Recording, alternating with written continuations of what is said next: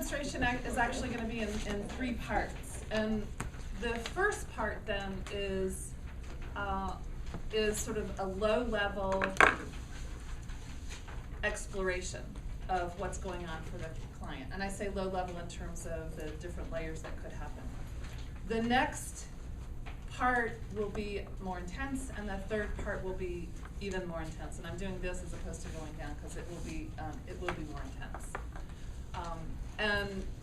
And so, well, I don't know what's going to come up because I'm not primed for this. What I've just talked to Christy about is some things that I want to come up for demonstration purposes. So, Christy, tell me what's going on. Things are okay. Okay. You know, well, like could be better. That's basically what I'm kind of looking for, is to find a way to make life better. How is your life now? I've got a lot going on. Well, there was a job loss, and I've also stopped seeing someone that I had been seeing for a while. Mm-hmm. So, job loss, and you stopped seeing somebody. Yeah, we had been seeing each other for about 2 years. We both had done graduate school. There have been other things that have taken some time with us, and just over a period of time, our lives, we realize, have gone different directions. Mm-hmm. I probably would have stayed with it a little bit longer. That's just my way of handling things. I try to give everything an opportunity to work itself out. Mm-hmm. But he didn't feel that way. And so you tried, and there was this break. Yeah. Okay.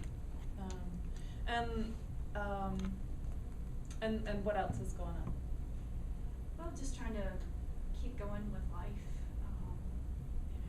Get everything done, find a new job, and yet it's just hard to figure out how to get things all together. There's just so much happening. Yeah, but you're figuring some things out. Mm-hmm. Okay. Like what kinds of things are you figuring out? Well, for whatever reason, it's harder for me to go to sleep at night. I'm exhausted, but the brain just doesn't stop. And so I've had to start going to bed like at 8 just to be able to go to sleep at 10.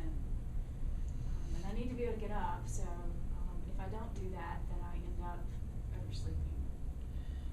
What you're describing, Christy, is there's a couple of situations that are really a big concern to you, and you're having problems sleeping. So because of that, what I want to do is I have a sort of mental checklist that I want to go through, and they may be things that you weren't prepared to talk about today, but it's something that I want to make sure to check in on. You're having problems sleeping, getting to sleep, and how about staying asleep? Well, sometimes I don't sleep all the way through because whatever's on my mind tends to carry in and affect, well, I dream. Okay. Nightmares. So you have some nightmares too. It's hard to, and that's hard to then stay asleep. Yeah, I mean, they're not terrible. They're just not pleasant dreams. I mean, life should be better than this. And that's what I hear is this longing for things to be better. And so that's another thing, is on a scale from 0 to 10, where 10 is as hopeful as you could be. Where are you on that scale? 0 to 10. 10 is the most hopeful that you could be. 10 would be hopeful? Yeah. I guess I'm about a 5. So about a 5. Right. Okay. And so that 5 means that it's what's adding up to that includes no job and the end of this relationship. And all of that's sort of snowballed. Yes. Okay. And other things that I want to check in on are appetite. How's your appetite? Oh, I probably eat too much. I nibble more than I have meals. I don't really eat meals anymore because it's not comfortable to do by yourself. Okay, so that anymore tells me that that's a change. Yes. Right. I don't have meals, but I do eat. And it doesn't, when, the way that you describe that, it sounds like you're kind of eating because you have to, but not because you're really. I get hungry, and while I'm working on something, it's also, you know, I run out of time with stuff, so I try to combine things. Okay. How's your focus and concentration? It's not as good as it used to be. So that's sort of down. So, how about then you're kind of connecting with other people? How is that? I probably have made some conscious efforts with my friends just to stay connected, probably better than when I was dating someone. So that part I think is okay. Okay, so that's part of what makes it a 5 and not like a 3. Yes. What My else friends have makes? been really good. Okay. To listen to me and offer suggestions and go for walks. And that's the other thing that I want to ask is like, what's your activity level? You said that you're doing some things, and tell me more about your activity level.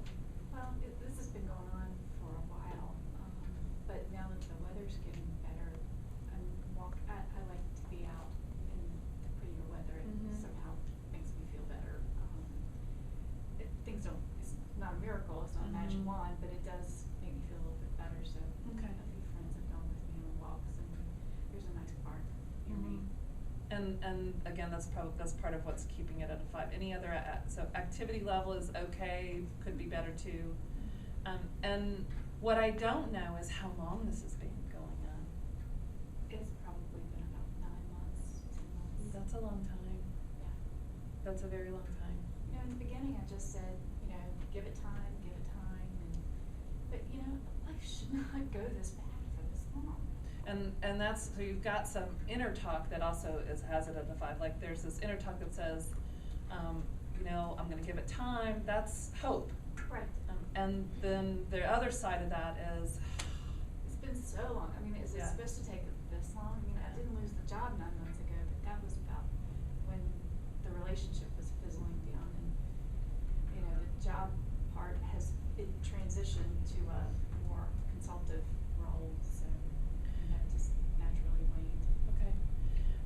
And so I'm still working on my mental checklist.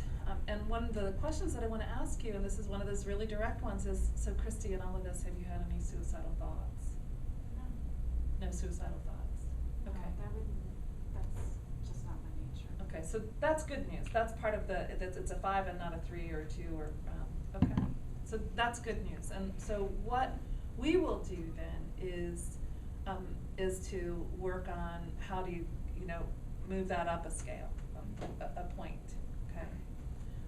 I do want to ask a couple other questions though, because as part of my mental checklist. One is, have you ever had suicidal thoughts? And that's good to know. And is there anybody in your family or anybody around you that has attempted or committed suicide?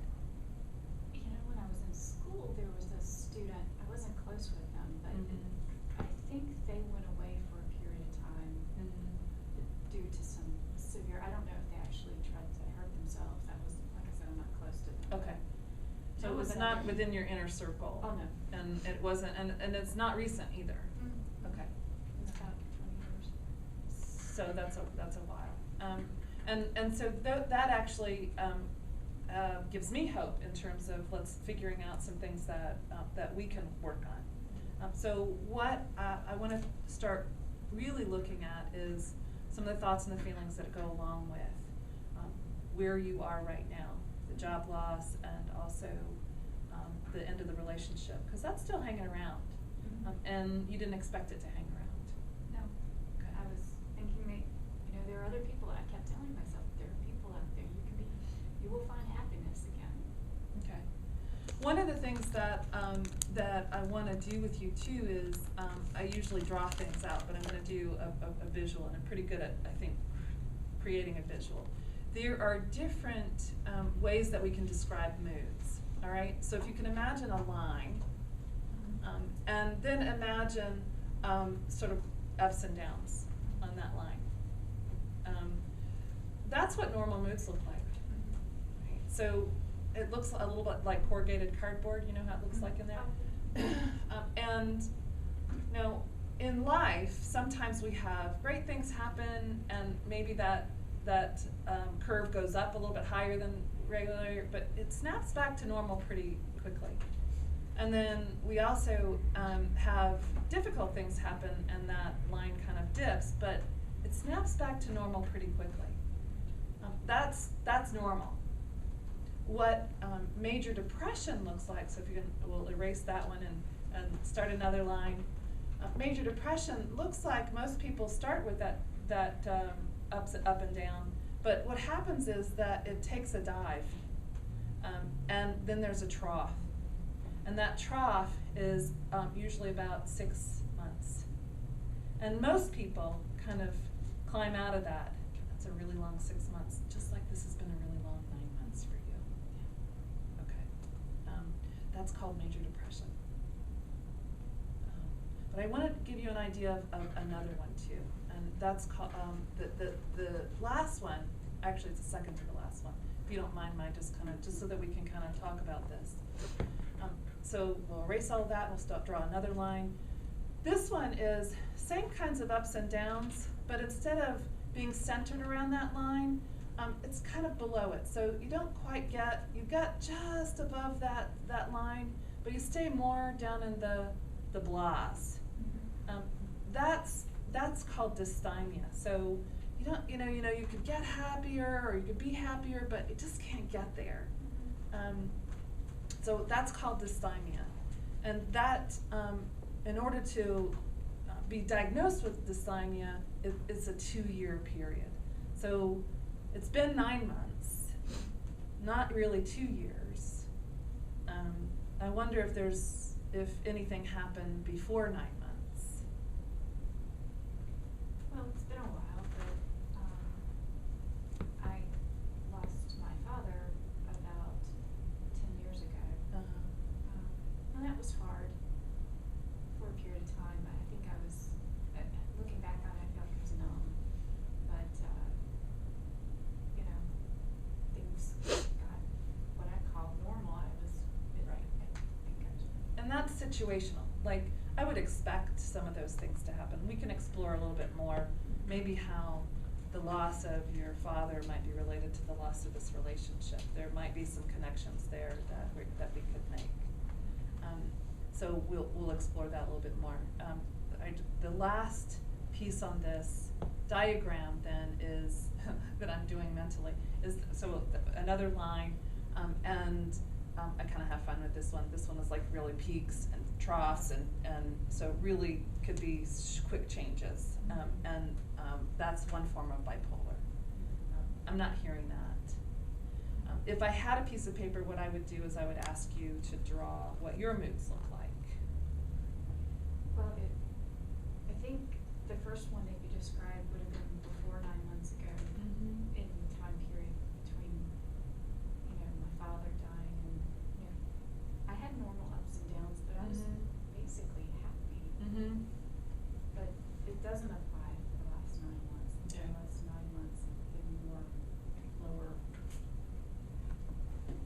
So the bad news is that you can't kind of get your oomph back, and the good news is that you're at a 5, and that tells me that we've got some things that we could work with, like you're walking with your friends, you are in contact with friends, and there's a part of you that's still hopeful. So we'll start looking at some specific steps that you might be able to take that would move you in the direction that you want to move.